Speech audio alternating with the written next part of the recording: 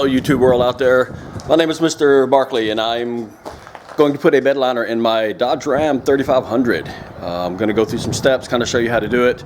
I've looked it up on YouTube, but a lot of times when you look it up, it's professionals and they kind of skip some steps to make it look so easy. So this is a DIYer. Why? Because I can't afford to have other people do it. So show you some steps, show you what it looks like to begin with, and then kind of go from there. Let me show you what I'm working with.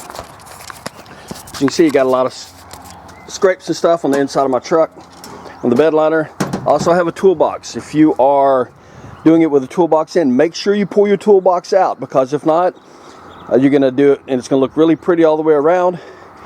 You pull your toolbox out and then you're going to have just a mess underneath it, so it's not going to fit. It's kind of like painting your room and leaving the cover for your light switches on. Also, if you have a toolbox and you don't have anybody to help you pull it out, I've got mine screwed into my bed. What I've done, I made sure I got a long socket to put over there in the corner. I was able to climb out underneath. And as you can see, when I put pressure on it, it does not move. So this is the first step. As you can see, I've still got leaves and stuff to clean out. Got my tools to clean out. So here in just a little bit, I will show you what it looks like when the bed is clear, and we'll continue. Okay, here's the truck as it's been swept out. As you can see, I have my toolbox removed and some of the empty spots that would be left if you don't remove the toolbox, even in the back there up against the truck bed next to the cab. Another thing that I almost forgot is I have a Dodge and it has a puck system that uses to put a fifth wheel or a gooseneck in.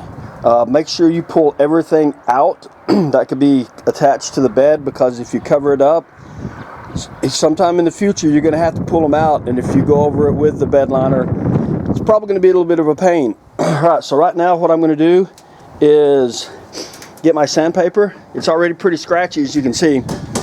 Put my sandpaper and go over the sides and also the bed of the truck, wipe it down, and then shortly after that start putting the bed liner down. When I start doing that, I will show you the difference. Alright, finished sanding down the bed. As you can see, it's rough anyway to begin with, but all the sides there now have a couple scratches in it. That way the bed liner will stay put. I have moved inside. I was outside originally today, but it started getting a little warm and the bed started becoming hot to the touch, and I didn't want to take a chance on the bed liner fluid drying out before I finally got it put on. So now the fun part begins. I'm going to start laying it out. Hopefully it'll look as good as some of the other videos that I've seen. But if not, hey, it's my first time to do it, and so we'll see what happens. Be back with you in probably a couple of hours. Here's the first coat. Moved it back outside so it can dry. As you can see, there's quite a difference between the way it was before I put the first coat on and now. So now what I'm going to do, I'm just going to let it dry. And when it gets dry to the touch, throw a second coat on and see how much of a difference that makes. But so far, I think there's been quite a bit of improvement. So, we'll wait for the second coat. Right, here's the second coat.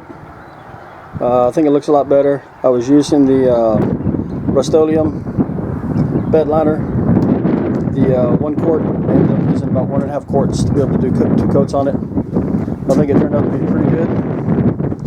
First time at it. Let it dry, maybe consider putting in a third coat. Right, there you go. Hopefully that helps you out.